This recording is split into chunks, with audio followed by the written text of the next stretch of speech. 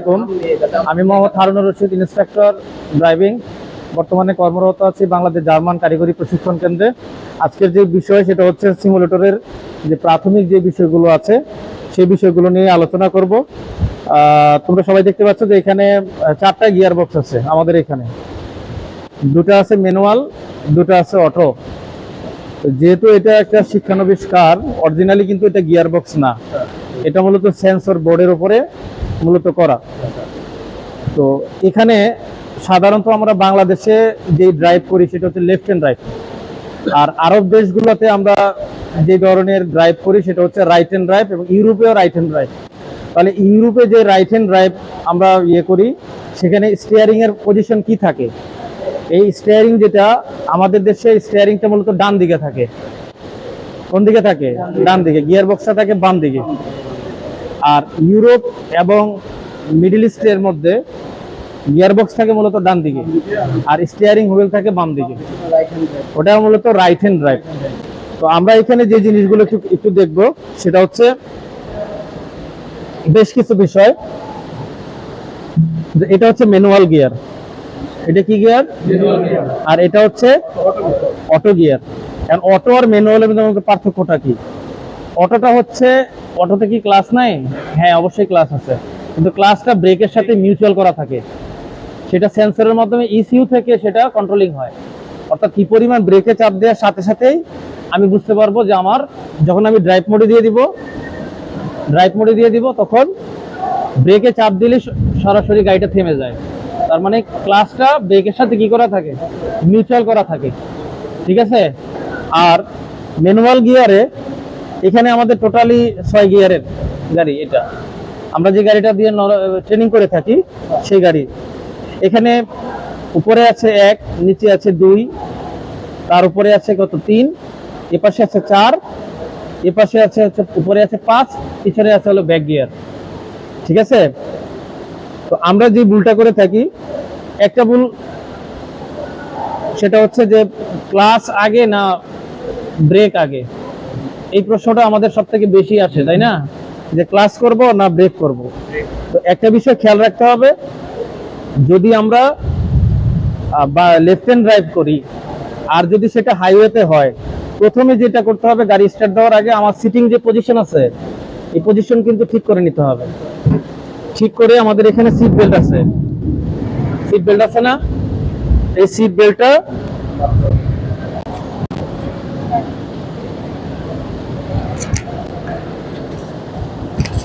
কাঁধের উপর দিয়ে আসবে, আর এটা হচ্ছে নাভির বরাবর সিট বেল্ট বাঁধলাম। সিট বেল্ট যদি না বাঁধি তাহলে বড় কোনো দুর্ঘটনা ঘটতে পারে। আর স্টিয়ারিং আমরা বলেছি কয়টা বাজে ধরতে হবে? হ্যাঁ, 10টা 10 ধরতে হবে বলেছি। ঠিক আছে। আচ্ছা, তারপরে সিটিং পজিশন, মিরর অ্যাডজাস্টিং, এগুলো সকল কিছু ঠিক করে এখন আমাদের গাড়ির যে জিনিসটা আমরা ভুল করে থাকি, তো ক্লাসের কাজটা হচ্ছে গাড়িটা যেন স্টার্ট যেন বন্ধ না হয়ে যায়। পাশাপাশি গিয়ার শিফটিং ক্লাসে দিয়ে কিন্তু সরাসরি ব্রেক চাপ দিলে ফুয়েল খরচ বেশি আসে। পাশাপাশি কি হয়ে যায়? ইঞ্জিনের উপর চাপ পড়ে। এই জন্য ক্লাস ব্রেক না করে আমরা ইঞ্জিন ব্রেক করবো বেশি। বড় যত গাড়িগুলো আছে সেই গাড়িগুলোতে মূলত আগে ব্রেক করতে হবে। ব্রেক একেবারে লক করে দেওয়া যাবে না। ঠিক আছে। হালকা হালকা দিয়ে অ্যাক্সেলারেটর ছেড়ে দিতে হবে, ছেড়ে দিয়ে হালকা হালকা করে দিয়ে। যদি আমার গাড়ির গতি বেশি থাকে তাহলে সেখানে আমি কিভাবে কাজ করব? সেখানে হচ্ছে যে গাড়িকে আমার আস্তে আস্তে করে ব্রেক দিতে হবে, অ্যাক্সেলারেটর ছেড়ে দিতে হবে। ছেড়ে দিয়ে স্টিয়ারিং ভালো করে ধরে হালকা হালকা করে ব্রেক দিব, হালকা হালকা করে। তারপর যখন গাড়ির গতি একেবারে কমে আসবে, আর বেশি কমে গেলে তো স্টার্ট বন্ধ হয়ে যাবে, তখন আমি ক্লাসে দিয়ে গিয়ার 4 থাকলে 3, 3, 2 বা সরাসরি চাইলে নিউট্রালও আমি করে দিতে পারি। এটা আমার রোডের অবস্থান অনুসারে। হ্যাঁ, একে আনতে পারবো, কিন্তু গাড়ির গতি তখন কি অবস্থা আছে সেটাও আমার খেয়াল রাখতে হবে। গাড়ির গতি যেটা থাকবে সেটা আমার খেয়াল রাখতে হবে। আর গিয়ার চেঞ্জিং এর যে নিয়মটা আছে এখানে, সঠিক নিয়ম হচ্ছে যে আমি গাড়িটাকে পর্যাপ্ত পরিমাণ, আমার পায়ের দিকে খেয়াল করো, গাড়িকে পর্যাপ্ত পরিমাণ অ্যাক্সেলারেটর, এখন আমার এই 2 পায়ে কোনো কাজ নাই, খেয়াল করে দেখছো? পর্যাপ্ত পরিমাণ অ্যাক্সেলারেটর দিলাম, দেওয়ার পরে যখন আমি গিয়ারটা শিফট করব তখন কিন্তু আমার কোনো অবস্থাতে অ্যাক্সেলারেটর পা থাকা যাবে না। এবং এটা কুইক রেঞ্জে করতে হবে, ঠিক আছে। এখানে ছেড়ে দিলাম, ছেড়ে দেওয়ার পরে ক্লাস, ধরো আমি 1 নাম্বার গিয়ার দিয়ে আমি স্টার্ট করলাম, স্টার্ট করার পর তো ছেড়ে দিতে হবে, আবার অ্যাক্সেলেটর, আবার কি দিতে হবে, এই অ্যাক্সেলেটর গাড়ি চলতেছে, এখন আমার ধরো 20-এ চলে আসছে বা 30-এ, এখন আমি আরেকটা গিয়ার চেঞ্জ করব, তখন আমার অ্যাক্সেলেটর ছেড়ে দিতে হবে, সাথে সাথে ক্লাস, তারপর আবার আবার 2 নাম্বার গিয়ার লাগাতে হবে, সাথে সাথে ছেড়ে দিতে হবে, ছেড়ে দিয়ে আবার অ্যাক্সেলেটর, আবার 3 নাম্বার গিয়ার, আবার অ্যাক্সেলেটর একটু বাড়িয়ে দিয়ে ফুল ক্লাস করে 3 নাম্বার গিয়ার। আবার যখন আমার অ্যাক্সেলেটর পারা থাকবে তখন ক্লাসে পারা থাকবে না, যখন ক্লাসে পারা থাকবে তখন অ্যাক্সেলেটর পারা থাকবে না। কিন্তু আমি যদি দুইটা একসাথে পারা দিয়ে রাখি কিছু সময়, তাহলে আমার ক্লাস প্লেটটা পুরো যাবে। ঠিক আছে, কি বলছি? শিফট করব আমি, তখন ক্লাসটা কি একবারে ছাড়া যাবে না, আস্তে আস্তে ছাড়া? কোনটা? যখন গিয়ারটা আমি 2 থেকে 3 এ নিলাম, হ্যাঁ, ক্লাসটা যে ছাড়বো, ফুল ক্লাস, হাফ ক্লাস করা যাবে না। হ্যাঁ, একবারে ছাড়া যাবে না, ওটা আস্তে আস্তে ছাড়তে হবে ক্লাস। না না না না, এখন আমার যদি এইটাতে যখন আমার গাড়ির গতি বেশি থাকবে, তখন আমি যদি কুইক না ছাড়ি তাহলে আমার ক্লাসের মধ্যে চাপ পড়বে, তখন কুইক ছেড়ে দিতে হবে। হ্যাঁ, কারণ আমি যখন গিয়ারটা বাড়াবো, যখন আমি গাড়িটা নিয়ে আগাবো, তখন কিন্তু আমার গাড়ির গতি বেশি থাকবে, সেখানে আমি যদি এটা যদি খুব ধীরে করে ছেড়ে আসি, তাহলে ক্লাসের উপর প্রেশার পড়বে। একবারে ছাড়লে হ্যাঁ, সাথে সাথে ছেড়ে দিতে হবে, ছেড়ে দেওয়ার পরে হ্যাঁ, না না, কোনো সমস্যা নাই, কোনো সমস্যা নাই, কারণ গাড়িতে অ্যাক্সেলেটর তখন তো প্রায় মানে 40-এর উপরে আছে গাড়ি, ওই গাড়ি বন্ধ হবে না। গাড়ি বন্ধ হওয়ার বিষয় হচ্ছে যদি আমার অ্যাডজাস্টিং ঠিক না হয়। এখন গাড়ি আমার ধরো 50 আছে, কিন্তু আমি গিয়ার দিয়ে রাখছি এখনো 2 নাম্বার গিয়ারে বা 1 নাম্বার গিয়ারে, তাহলে গাড়ি বন্ধ হয়ে যেতে পারে যদি ছেড়ে দিই হঠাৎ করে। ঠিক আছে, কারণ আমার স্পিডের সাথে আমার গিয়ার শিফটিং এর মিল থাকতে হবে। আমার কথা কি বুঝতে পারছো? গিয়ার সেলেক্ট থেকে 3 এ নিয়ে যাবে, গাড়ি গিয়ার গিয়ার করবে হচ্ছে তখন স্পিড মিলছে না।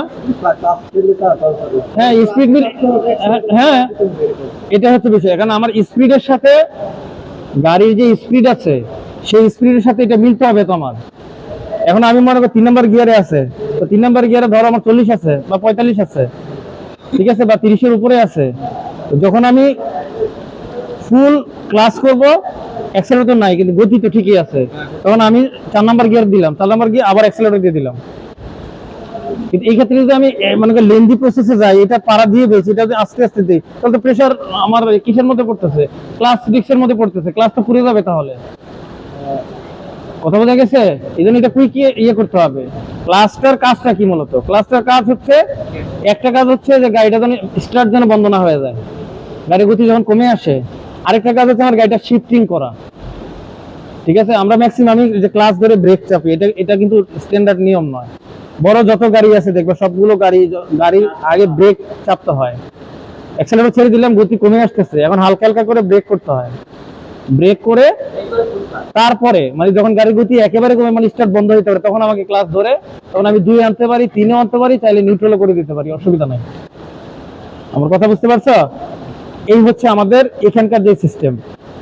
আর রাইট হ্যান্ড সিস্টেম যেটা আছে, ধরেন আমার গতি 50 কিংবা 60, এখন হঠাৎ মোড় আসছে, এখন তো আমি প্রথম কি গিয়ার কমাবো নাকি প্রথম আমার মোড় আসছে না, তো মোড় থাকলে আমার হালকা হালকা ব্রেক করতে হবে, ব্রেক করে মোড়টা নিয়ে তারপর ব্রেক করে মানে এখন মনে করো আমার পাশে আছে, মোড়ে আসার আগে আমার পাশ ছিল গাড়ি, ঠিক আছে, তো পাশ না, তো আমার ইয়ে কমাই দিতে হবে, কমাই দিয়ে আমার গিয়ে যখন আমি অ্যাক্সেলারেটর ছেড়ে দিয়েছি, আমার ইঞ্জিনের স্পিড তো কমে আসতেছে, তো কমে যখন আসতেছে তখন আমার এই যে ইয়ে কমাই দিতে হবে। মোড়টা দিতে তুমি বলতে কি জানো, গিয়ারটা শিফটিং করতে গেলে গাড়ি এদিক হইতেও পারে। হ্যাঁ, এখন আমি তোমার গাড়ি যদি অবস্থায় গতি রেখেই যদি আমি না ইয়ে করতে চাই, কমাইতে আর কি মোড়টা নিলাম, তারপরে যদি গিয়ার শিফটিং করি তারপর কোনো অসুবিধা নাই। এখন কিছু ব্যাপার হলো, এখন তোমার ওই সময় গাড়ির গতি কত আছে, তুমি কত নম্বর শিফট করতে হবে, এরকম চার্ট তো আমি গ্রুপে দিয়ে দেওয়ার কথা, যে গাড়ি কত নম্বর গিয়ারে কত নম্বর ইয়ে শিফট হবে, এরকম একটা চার্ট তোমাদের গ্রুপে গেছে না? তো ওখানে তো বলা আছে যে গাড়িটা কতটা স্পিডে আমার কত নম্বর গিয়ার শিফট হবে। কথা বুঝতে পারছো? একেবারে সেম সিস্টেমেই হচ্ছে আমাদের রাইট হ্যান্ড ড্রাইভ, সেম পজিশনেই সকল কিছু। আমার কথা কি বুঝতে পারছো? হ্যাঁ হ্যাঁ, রাইট, বাকি সকল জিনিসে কিন্তু গাড়িটা চলবে ডান দিকে। কোন দিকে চলবে? ডান দিকে চলতে হবে। তো এই জন্য গাড়িতে যখন থাকবো অলওয়েজ আমাদের অ্যাটেনশন গাড়ির মধ্যে থাকতে হবে। আর গাড়ি অনেক বেশি মনক্ষুণ্ণ হয়ে অনেক দেখা গেছে যে খুব চিন্তা বা মানসিক ভাবে ক্ষতিগ্রস্ত, এই অবস্থায় ড্রাইভ করা যাবে না। উল্টা যাবে উল্টা যাবে না স্যার? হ্যাঁ অবশ্যই উল্টে যাবে। কি পায়ে যখন এই ক্লাচে করে না না না না, এর পজিশন সবই ঠিক থাকবে, শুধু স্টিয়ারিং হুইলটা তোমার বাম দিকে চলে আসবে, গিয়ার বক্সটা ডান দিকে চলে আসবে। এইভাবে দেখে ধরছি, এইভাবে চেঞ্জ করতে হবে, ঠিক আছে? বাকির পজিশন সব একই থাকবে। বাকি পজিশন কি থাকবে? একই থাকবে। তো যাই হোক, এই ছিল আজকের যে আমাদের যে গাড়িতে যে সঠিকভাবে নিয়ম, যে গিয়ার চেঞ্জিং এর যে বিষয় ভুলগুলো আমাদের হয়, যে সামনে যেন আমাদের এই ভুলগুলো যেন আর না হয়। আশা করি এই ভিডিও থেকে অনেকাংশে এই বিষয়গুলো ক্লিয়ার হয়েছে আমাদের। তো সবাই ভালো থাকবা, সুস্থ থাকবা। আল্লাহ হাফেজ, আসসালামু আলাইকুম। এই যে দাগগুলো দেখেন, এটা হচ্ছে ভাঙা লাইন, দিলেন ভাঙা লাইন, এগুলো ওভারটেক করা যায়, কিন্তু আপনি এখনো রাইট হ্যান্ডে চলে যাচ্ছেন। আমার লুকিং গ্লাসে খেয়াল করতে হবে যে আমার গাড়ির অবস্থান কোথায় আছে, ঠিক আছে? গাড়ির অবস্থানটা কোথায় আছে এটা আমাকে কী করতে হবে, লুকিং গ্লাস দেখে সেটা আইডেন্টিফাই করতে হবে। আর স্টারিং করতে হবে সকাল 10টা 10। ডায়াল করেই দেখেছেন না আপনারা? হ্যাঁ 10টা 10। এবার আরেকটা গিয়ার শিফট করি আমরা, অ্যাক্সেলেটর ছাড়েন, অ্যাক্সেলেটর ছাড়েন, ক্লাস করেন, 2 নম্বর গিয়ার। অ্যাক্সেলেটর কোথায়? অ্যাক্সেলেটর কোথায়? সাথে সাথে এই টাইমিংটাই কিন্তু শেখার বিষয়, টাইমিংটাই শেখার বিষয়। স্টিয়ারিংয়ের সব হার্ড কেন? এবার কি দেখছেন বাকি গেলে বাকির মতো করে বেশি না, গাড়ির গতি যখন বেশি থাকবে তখন মনে রাখবেন যে আপনারা অল্প স্পিড অল্প কাটলে অনেক কেটে যাবে গাড়ি। ডানে হালকা ডানে, লুকিং গ্লাস ফলো করি না কেন, আমি কোথায় আছি? আউটলাইনে চলে আসছি, সাইড লাইনে চলে আসছি, পাবলিক করে যাবে, পাবলিক করে যাবে। আরেকটু বাড়ান, ডানে টাইম